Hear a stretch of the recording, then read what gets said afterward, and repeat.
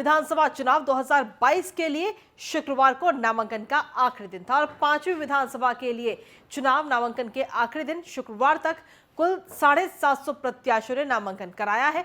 सबसे ज्यादा 144 प्रत्याशी देहरादून जिले की 10 विधानसभा सीटों पर मैदान में उतरे हैं और दूसरे नंबर पर सबसे अधिक है 131 नामांकन हरिद्वार जनपद में हुए। तीसरे नंबर पर सबसे ज्यादा नामांकन उधम सिंह नगर जनपद में हुए हैं और वहीं सबसे कम 16 प्रत्याशी चंपावत की 2 सीटों पर चुनाव लड़ेंगे। आज नामांकन प्रपत्रों की जांच की जाएगी और 31 जनवरी को नाम वापसी का आखिरी दिन है। तो कुल 750 प्रत्याशियों ने अपना नामांकन कराया है उत्तराखंड विधानसभा चुनाव के लिए। आपको बता दें कि 14 फरवरी को उत्तराखंड के अंदर मतदान होने हैं।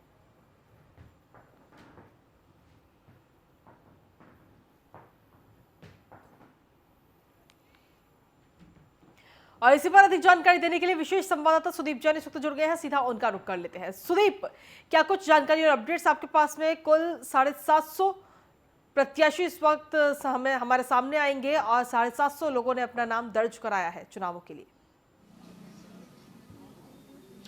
देखिए, प्रदेश में 70 विधानसभा सीट हैं और 750 लोगों ने नामांकन किया है जिले में।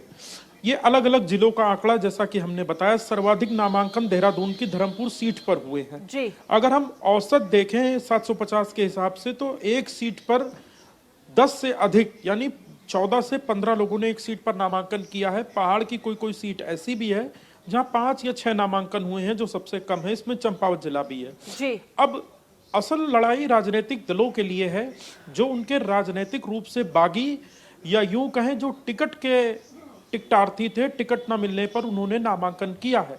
भारतीय जनता पार्टी में 16 ऐसे लोग हैं जिन्होंने टिकट न मिलने पर नामांकन किया है और कांग्रेस में इनकी संख्या करीब 14 है। दोनों ही दल इनको मनाने समझाने में जुटे हैं पार्टी रीति नीति के हिसाब से। प्रदेश महामंत्री संगठन भारतीय जनता पार्टी कुलदीप कुमार का कहना है कि उत्तराखंड में भारतीय जनता पार्टी 2 दिन की स्क्रूटनी के दौरान ही अपने नाराज बागी लोगों से संपर्क कर रही है और सोमवार को जो नाम वापसी का दिन है, इनका नाम वापस कराया जाएगा। पार्टी इनको भविष्य में दूसरी बड़ी जिम्मेदारियां भी देगी ताकि ये पार्टी के पक्ष में माहौल बनाए, पार्टी के अधिकृत प्रत्याशी के लिए वोट मांगे और उनके पक्ष में माहौल बनाए ताकि चुनाव अधिक मार्जिन से जीता जा सके। जी सुदीप, अगर देखा जाए तो 31 तारीख है जब नामांकन का जो आखिरी दिन है नामांकन वापस लेने का। जी, नाम वापसी का स्क्रूटनी का 2 दिन रखा गया है और स्क्रूटनी के 2 दिनों के बाद नाम वापसी है। नाम वापसी वाला दिन इसलिए महत्वपूर्ण होगा क्योंकि जिलेवार विधानसभा वार तस्वीर साफ हो जाएगी कि अब जैसे कि मौजूदा समय में 70 सीटों पर 750 उम्मीदवार मैदान में हैं, तो नाम वापसी लेने के बाद फाइनल फिगर सामने आ जाएगा कि एक विधानसभा पर कौन कौन कंटेस्ट कर रहा है जी। और ruling party Bharatiya Janata party हो या विपक्ष में बैठे कांग्रेसी, क्योंकि कांग्रेस के बागी भी मैदान में है निर्दल रूप में। तो दोनों ही दलों के लिए, जैसा कि मैंने कहा, यह चुनौती होगी कि अपने बागियों को समझाए बुझाए और उन्हें वापस लाए ताकि पार्टी का सिंबल का प्रत्याशी जीते। जी चलिए सुदीप, आप लगातार बने रहिए, हम आगे भी आपसे जानकारियां लेंगे। और इसी के साथ खबरों में आगे बढ़ते हैं। उत्तराखंड विधानसभा चुनाव 2022 में बीजेपी ने अपनी पूरी ताकत झोंकनी शुरू कर दी है। शनिवार को मुख्यमंत्री पुष्कर सिंह धामी उत्तरकाशी पहुंचे, जहां उन्होंने यमुनोत्री विधानसभा सीट से बीजेपी के प्रत्याशी केदार रावत के पक्ष में वोट करने की अपील की। सीएम धामी के इस दौरान कांग्रेस पर भी उन्होंने निशाना साधा। मुख्यमंत्री पुष्कर सिंह धामी ने कार्यकर्ताओं के साथ बैठक भी की और उन्हें जीत का मंत्र दिया। साथ ही मुख्यमंत्री पुष्कर सिंह धामी ने कहा कि उत्तराखंड विधानसभा चुनाव 2022 में बीजेपी इस बार 60 के पार जाएगी। सीएम धामी ने कहा कि इस बार का चुनाव 2 लोगों के बीच है, एक जिन्होंने काम किया और दूसरा वो लोग हैं जिन्होंने काले कारनामे किए हैं। निश्चित रूप से जनता कामों को महत्व देगी और प्रदेश में दोबारा बीजेपी की सरकार बनेगी। मैं पूरे प्रदेश के अंदर सभी जगह जा रहा हूँ, सब जगह गया हूँ और यमुनोत्री भी आया हूँ। यमुनोत्री के लोग बहुत उत्साह से और मन से इस बार ऐसी सरकार चाहते हैं जो सरकार मोदी जी की सरकार के साथ चले। आज का जो चुनाव है, ये चुनाव 2 प्रकार के लोगों के बीच में है। एक वो लोग जिन्होंने काम किया है, नरेंद्र मोदी जी ने पूरे देश के लिए और उत्तराखंड के लिए काम किया है, हमारी सरकार ने काम किया है, हमने हर वर्ग के लिए काम किया है, हर क्षेत्र के लिए काम किया है, यमुनोत्री क्षेत्र के लिए भी तमाम सारे विकास के कार्य किए हैं, बहुत सारे कामों को आगे बढ़ाया है, बहुत सारे कामों को प्रस्ताव में डाला है। दूसरी तरफ वो लोग हैं जिन्होंने केवल काले कारनामे किए हैं। तो जनता निश्चित रूप से कामों को तरजीह देगी, कामों को देगी। और हमने जो अब की बार नारा दिया है, अब की बार 60 पार के मैं पूरे।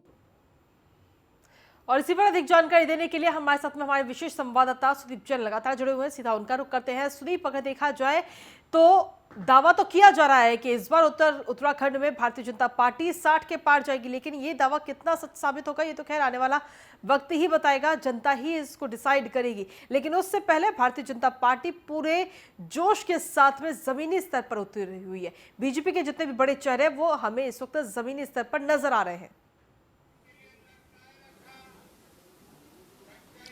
देखिए, भारतीय जनता पार्टी ने उत्तराखंड के चुनाव को कितनी गंभीरता से लिया है, इस बात का अंदाजा इसी बात से लगता है कि प्रधानमंत्री नरेंद्र मोदी खुद केदारनाथ आते हैं जी। 26 जनवरी के दिन उनके सर पर गढ़वाली टोपी थी।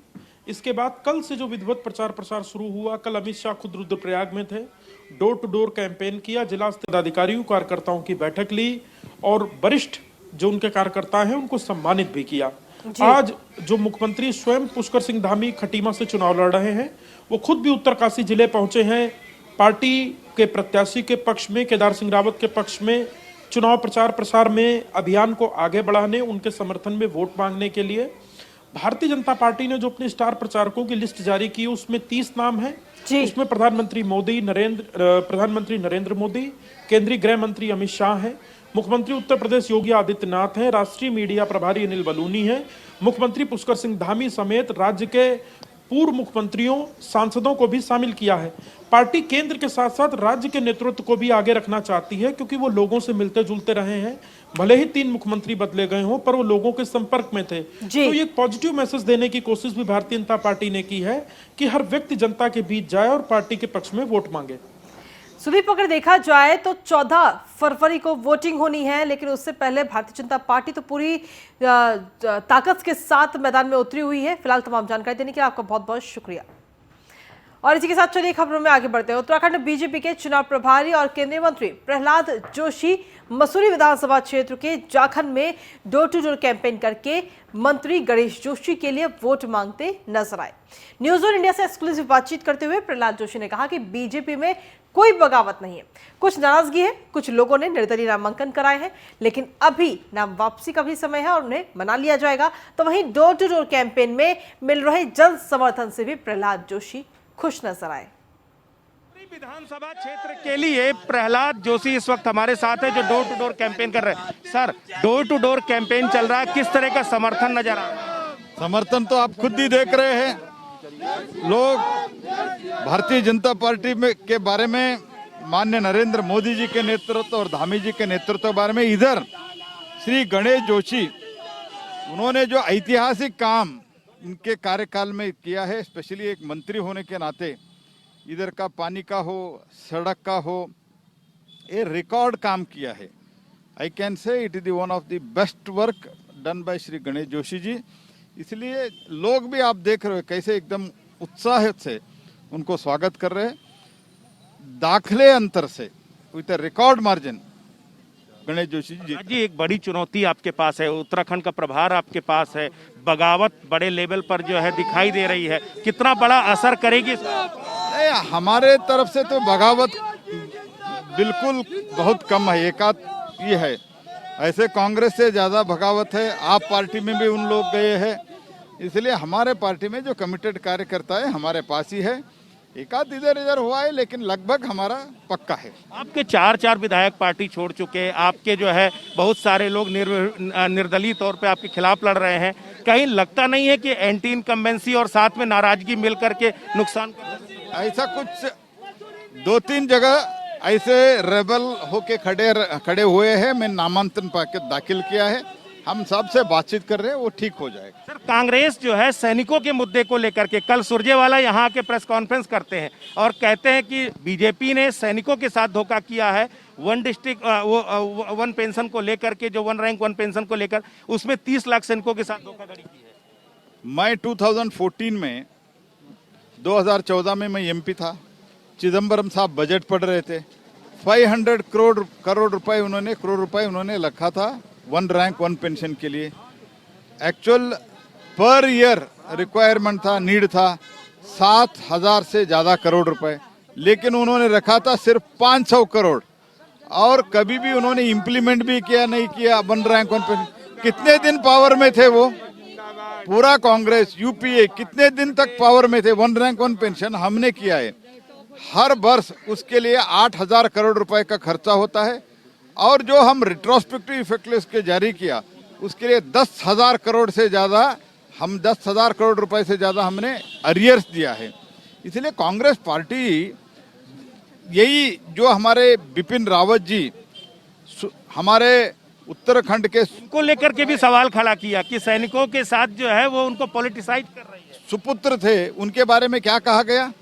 जब हमारे वीर जवान पाकिस्तान के ऊपर एयर स्ट्राइक किया, सर्जिकल स्ट्राइक किया, इन लोगों ने सैनिकों के बारे में क्या कहा था?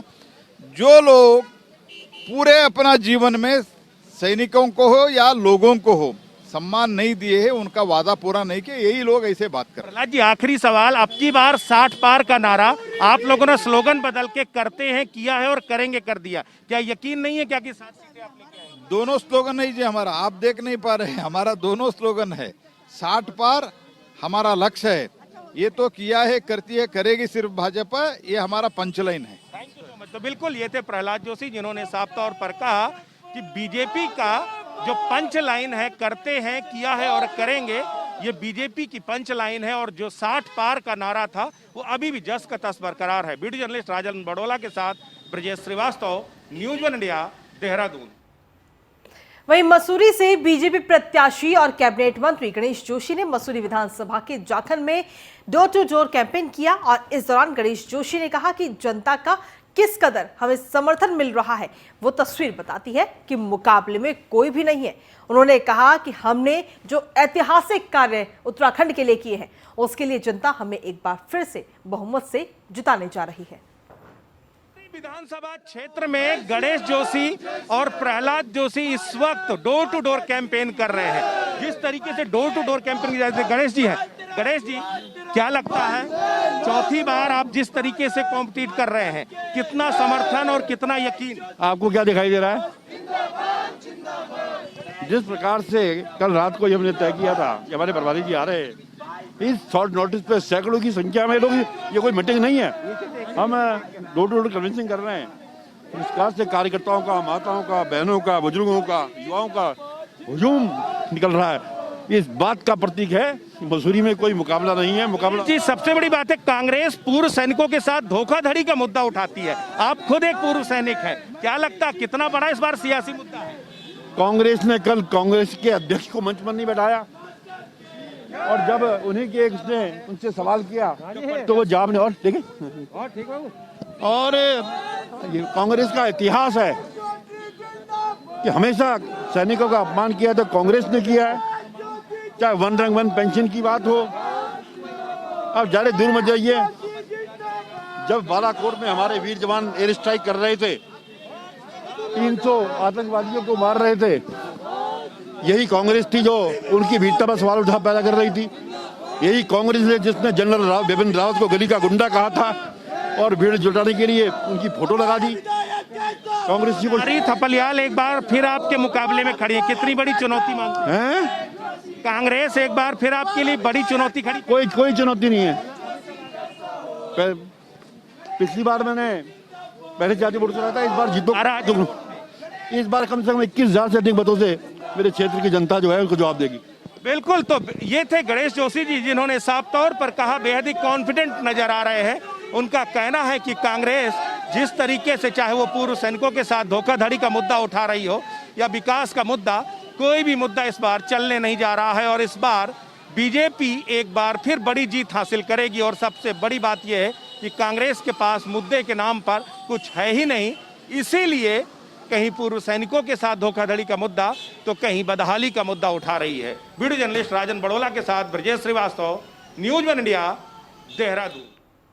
वहीं उत्तराखंड बीजेपी ने 30 स्टार प्रचारकों की सूची जारी कर दी है, जिसमें मोदी, योगी, अमित शाह और नड्डा का नाम शामिल है, जो कि उत्तराखंड में प्रचार करेंगे। और सभी पूर्व सीएम समेत अनिल बलूनी का भी नाम इस लिस्ट में शामिल है। तो ये लिस्ट आपको दिखा रहे हैं। सभी पूर्व मुख्यमंत्रियों के साथ अनिल बलूनी का नाम इसमें शामिल है। मुख्यमंत्री योगी आदित्यनाथ का नाम इसमें शामिल है। भारतीय जनता पार्टी की तरफ से 30 स्टार प्रचारकों की ये लिस्ट जारी की गई है उत्तराखंड के अंदर, जिसमें मोदी, योगी, अमित शाह और नड्डा के साथ में पूर्व मुख्यमंत्री जो रहे और साथ ही अनिल बलूनी का भी नाम इस लिस्ट में शामिल है। कुल मिलाकर 30 लोगों की यह सूची जारी की गई है। वहीं लालकुआ की बात करते हैं, जहां पर हरीश रावत ने अपना नामांकन भरा है और ग्राम प्रधानों के साथ हरीश रावत ने बैठक भी की है। उत्तराखंड में कांग्रेस की जीत का दावा भी किया जा रहा है हरीश रावत की तरफ से। न्यूज़ 1 इंडिया ने से हरीश रावत ने खास बातचीत की है। क्या कुछ कहा इस दौरान उन्होंने, आइए सुनते हैं। हरीश रावत जी मौजूद हैं, सीधे बात करेंगे। आखिरकार सुबह नामांकन करा आपने, जोश और जज्बे के संग आपके संग दुर्गा पाल जी, हरेन गोरख जी और समर्थक मौजूद रहे। कैसा लगा नामांकन करने के बाद? और दूसरी बात, ग्राम प्रधानों की पूरी मीटिंग में आप मौजूद हैं, लगभग 11 बज चुके हैं, कैसा लग रहा है?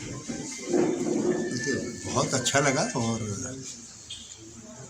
कार्यकर्ता साथियों, नेताओं में उत्साह था। यही उत्साह पूंजी है जो जीत का रास्ता बनाता है। और प्रधान लोगों का मैं बहुत आभारी हूँ। वो लोग हमारे आमंत्रण पर आए, उनसे बातचीत करेंगे। ये वो हमारे विकास की कुंजी भी है इस क्षेत्र की, और अपने क्षेत्र के नेता भी हैं। तो नेता से हमको आशीर्वाद चाहिए और विकास को उनसे समझना है हमको क्या करना है। क्योंकि प्रधान लोग ही थोड़ा परिचय करवा दूँ कल हमको इनसे काम लेना है, इनको हमसे काम लेना हो। तो राजनीतिक दल के रूप में भी हम समझना चाहेंगे कि प्रधान लोग क्या सोचते हैं, कैसे क्या करना चाहिए। तो आपस में आदान प्रदान रहेगा, समझ रहेगा, तो काम करने में सहूलियत होती है। एक चीज़ बहुत बारीकी देखी गई हमने आज आपके नॉमिनेशन में, जो कांग्रेस दल था वो नज़र आया, और जो आपका जो पुराना गढ़ बिंदु खत्ता है वहाँ के कुछ लोग नज़र आए, और आपके जो सीनियर जो लोग थे वो कुछ कम नज़र आए। सीनियर लोग जी, मुझे नहीं मार गया। सीनियर लोग तो सभी थे, पर हो सकता है कोई व्यक्ति कहीं इधर उधर काम रहे, लेकिन लोग तो सब। अब डोर टू डोर जो कन्वेंशन रहेगी वो कब से चालू हो जाएगी और कैसे रहेगी? कल से स्टार्ट कर रहे हैं। वहीं उत्तराखंड विधानसभा चुनाव में नामांकन के बाद सभी प्रत्याशियों ने डोर टू डोर प्रचार भी शुरू कर दिया है। सभी प्रत्याशी जनसंपर्क अभियान में जुट गए हैं और इसी कड़ी में ज्वालापुर विधानसभा से बीजेपी प्रत्याशी सुरेश राठौर भी लगातार जनता के बीच पहुंच रहे हैं और जनसंपर्क कर लोगों से वोट करने की भी अपील कर रहे हैं। भारत माता की जय, वंदे मातरम। विश्वास, अति विश्वास भारतीय जनता पार्टी के पक्ष में मतदान करेगी जनता। हमारे कार्यकर्ता खड़े हैं, हमने डोर टू डोर प्रचार किया है, तो हमें पूर्ण रूप से विश्वास है कि भारतीय जनता पार्टी का मतदाता हमारे पक्ष में मतदान करके हमें पुनः भारतीय जनता पार्टी के प्रत्याशी के रूप में विजय बनाकर भेजेगा, ताकि हम उनके क्षेत्र के विकास में और अगली भूमिका निभा सकें। राठौर जी, तो मूल रूप से शिक्षा क्षेत्र, चिकित्सा क्षेत्र, ये दो महत्वपूर्ण है। रोजगार को हमने प्रथम दृष्टि रखा है कि हमारा जो बुग्गा वाला क्षेत्र है, बुधवा शहीद है, बंजारे वाला है और तेलपुरा है, इस क्षेत्र के अंदर बहुत बड़ी हमारी राजस्व की भूमि खाली पड़ी है। उस पर हमने सर्वे करा है, पिछले विगत 2 वर्षों से सर्वे चल रहा है। सीडकुल की स्थापना की दृष्टि से माननीय मुख्यमंत्री से हमने अपील की है कि वो उसको यहाँ बनाया जाए। दूसरा, हमारा चिकित्सा के क्षेत्र में एक बहुत दिनों से लंबित पड़ा है मेडिकल कॉलेज भगवानपुर के अंदर, हमारे पास उसके लिए पर्याप्त भूमि है। हम उस भूमि को देने के लिए तैयार हैं। उस भूमि के ऊपर वो मेडिकल कॉलेज बनेगा तो घाट क्षेत्र का विकास होगा और चिकित्सा के क्षेत्र में एक बहुत बड़ा आयाम वहाँ पर खुल जाएगा। गढ़वाल के अंदर मेडिकल कॉलेज बन गए हैं, हरिद्वार के अंदर मेडिकल कॉलेज बन गए हैं, रुद्रपुर के अंदर मेडिकल कॉलेज बन गए हैं। तो अब हमें एक घाट क्षेत्र के अंदर मेडिकल कॉलेज की स्थापना है, जो लंबित मेडिकल कॉलेज पड़ा है भगवानपुर के अंदर, तो उसको हमारे विधानसभा क्षेत्र में बनाने की अपील हम कर रहे हैं। सरकार के द्वारा उसको बनवाएंगे। किन समर्थन मिल रहा है, डोर टू डोर हम प्रचार प्रसार कर रहे हैं, अब निरंतर आगे बढ़ रहे हैं और लोगों के प्यार और सहयोग से हमें बिल्कुल स्पष्ट दिखाई दे रहा है कि भारतीय जनता पार्टी इस बार कई गुना मतों से जीतेगी, ऐसा हमें पूर्ण विश्वास है। वहीं उत्तराखंड की हॉट सीट खानपुर विधानसभा क्षेत्र में इन दिनों बसपा समेत भाजपा और कांग्रेस द्वारा गुजर चेहरों को चुनावी मैदान में उतारा गया है। लेकिन जिस तरह खानपुर विधानसभा क्षेत्र किसान और गुर्जर बाहुल्य जमीन मानी जाती है, उस स्थिति में गुर्जर वोट बैंक का बड़े स्तर पर विभाजन भी होता हुआ नजर आ रहा है और इसका सीधा फायदा खानपुर विधानसभा क्षेत्र में निर्दलीय रूप से हुंकार भरने वाले प्रदेश के वरिष्ठ पत्रकार उमेश कुमार शर्मा को भी मिलता हुआ साफ दिख रहा है। दरअसल कांग्रेस द्वारा सुभाष चौधरी को चुनावी मैदान में उतारा गया है, तो वहीं बसपा ने रविंद्र पनियाला को अपना प्रत्याशी बनाया है। इसके अलावा बीजेपी ने निवर्तमान विधायक कुंवर प्रणव सिंह चैंपियन का टिकट काटकर उनकी पत्नी रानी देवयानी सिंह को सियासी दंगल में उतारा है, मगर तीनों चेहरे गुर्जर समाज से ताल्लुक रखते हैं और जातीय समीकरण के नजरिए में ऐसे में क्षेत्र के गुर्जरों का एक बड़ा वोट बैंक विभाजित होता नजर आता है और अन्य अधिकांश सामाजिक वोट बैंक ने रुख सिर्फ उमेश कुमार शर्मा की ओर किया हुआ है। यानी कुल मिलाकर विधानसभा चुनाव में मौजूदा समीकरण के मुताबिक वरिष्ठ पत्रकार उमेश कुमार शर्मा मजबूत नजर आ रहे हैं।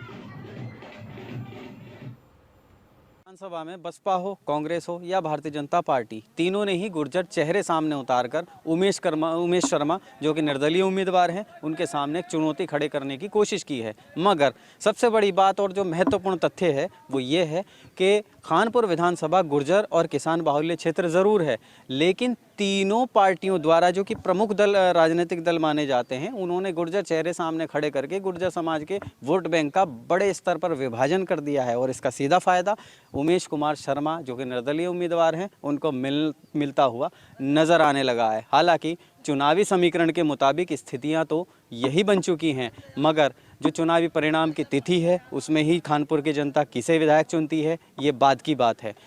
अमित गिरी गोस्वामी, न्यूज़ 1 इंडिया, लक्सर। वहीं उत्तराखंड में जैसे जैसे चुनाव अब नजदीक आ रहे हैं, वैसे वैसे ही सियासी पारा भी हाई हो गया है। दिनेशपुर में देवभूमि व्यापार मंडल के महामंत्री प्रसन्नजीत शाह ने कांग्रेस का दामन छोड़ बीजेपी की सदस्यता ली। इस दौरान नगर पंचायत के तमाम सभासद भी मौजूद रहे। प्रसन्नजीत शाह का कहना है कि निवर्तमान कैबिनेट मंत्री अरविंद पांडे के विकास कार्यों से प्रभावित होकर उन्होंने बीजेपी की सदस्यता ग्रहण की है। उन्होंने ये भी कहा कि इस बार गदरपुर सीट से अरविंद पांडे की जीत होगी और बीजेपी की सरकार राज्य में बनेगी।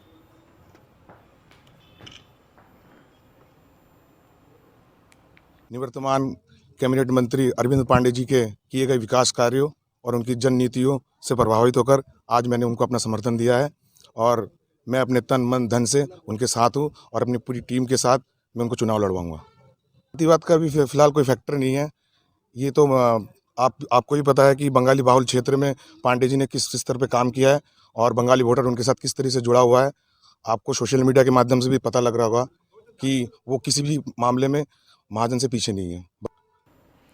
वहीं विधानसभा चुनाव को सफल बनाने के लिए नियुक्त सामान्य प्रेक्षकों ने जिला कलेक्ट्रेट सभागार में बैठक का आयोजन किया और इस दौरान विधानसभा निर्वाचन की तैयारियों समेत जरूरी बिंदुओं को लेकर समीक्षा की गई। बैठक में चुनाव में तैनात किए गए कार्मिकों ने प्रशिक्षण और सुरक्षा कर्मी का दायित्व संभाल रहे अधिकारियों के बीच उचित समन्वय को लेकर जानकारी भी ली गई।